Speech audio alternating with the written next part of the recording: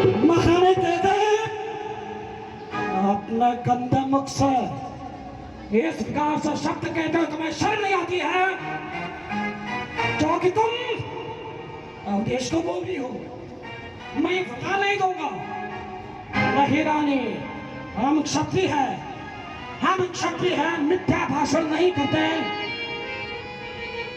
और इस बात को तुम नहीं जानती हो कि हम क्षत्रिय है, सूर्य वंश के पौधे को जड़ से काटा नहीं करते। जो थूक दिया सो थूक दिया, उसे हम चाटा नहीं करते। महारानी कह गई अपने गंदे मुख से इस प्रकार से शब्द कहते हो तुम्हें शर्म नहीं आती है? अरियान निर्मल बुद्धि वाली औरत, अरियान निर्मल बुद्धि वाली औरत तो मैवर से हमें गिराती है। जो सत्य हमारा जीवन है तो उसमें लांछन लगाती है। हम सूर्यवंश के मेलू में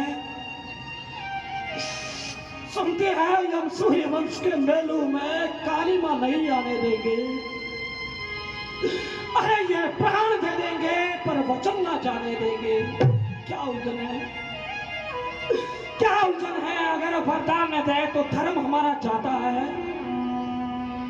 इस और नाम बन जाता है, इस और प्राण सीधा जाता है।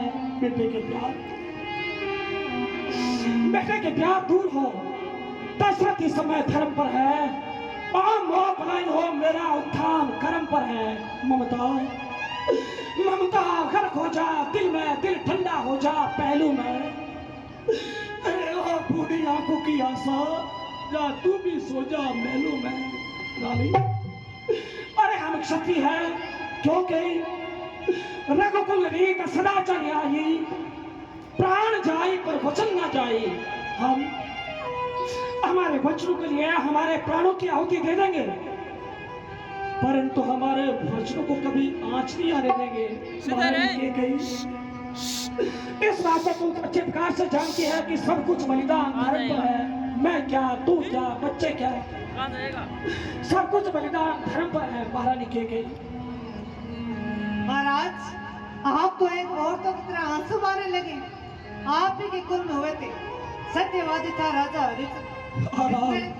सत्य सजाने संकट में जिसकी सच्चाई का चिराग जगमगा मरघट में। दूसरे में हुए शिव जो सब दान का लेते थे, जब आकर इंद्र मांगता तो हड्डी अपनी देते थे।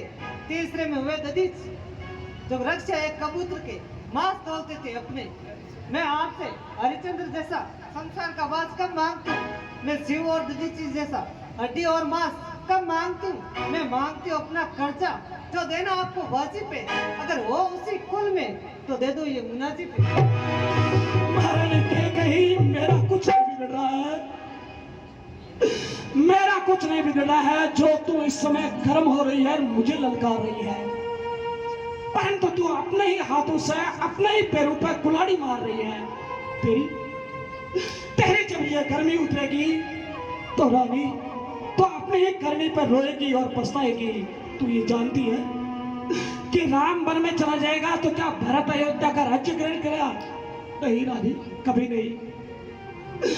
मेरा बेटा राम 14 वर्षों के लिए वन में चला जाएगा तो दशरथ के प्राण रानी दशरथ के प्राण इस शरीर में रहेंगे। रानी, तुमने ये अच्छा नहीं किया। अरे मांग कर दो वरदान अयोध्या नाथ से। रानी, तूने चूड़ियां फोड़ी है अपने ही हाथ से। रानी, आंचल पसार, राज भी ले, ताज भी ले, वनवास भी ले, और साथ दशरथ के प्राण भी ले। बेटा राम,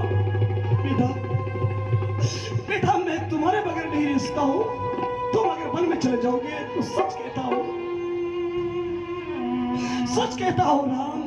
राम दशरथ के प्राण इस शरीर नहीं रहेंगे।